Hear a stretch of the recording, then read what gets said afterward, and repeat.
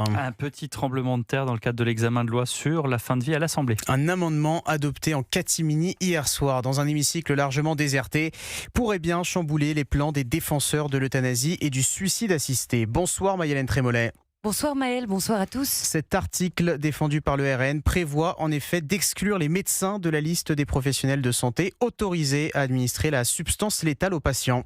C'est un petit vote à main levée qui aura fait tout basculer à la surprise générale et en l'absence de la gauche. Un amendement qui interdit tout simplement aux médecins de pratiquer l'euthanasie et qui provoque la colère immédiate du rapporteur du texte, Philippe Vigier. Ce que vous avez fait là n'est pas, me semble-t-il, un beau service qu'on rend à tous les soignants. Le ton monte face à face, chaque camp s'emporte peu à peu. Charles Sitzenstuhl, élu du Bas-Rhin. Nous avons le droit de restreindre le champ des personnes qui sont habilitées à procurer une euthanasie. Votre écran de fumée ne trompe personne. Pour le député RN Christophe Benz, l'objectif symbolique, c'est surtout de rappeler que la mort ne peut pas entrer dans la catégorie des soins. Je ne provoquerai jamais délibérément la mort. C'est le serment d'Hippocrate. Nous, on y croit. Les médecins, ils le demandent. Dans les faits, une seconde délibération devrait avoir lieu d'ici mardi, jour du vote, qui rétablira la possibilité pour les médecins de pratiquer l'euthanasie.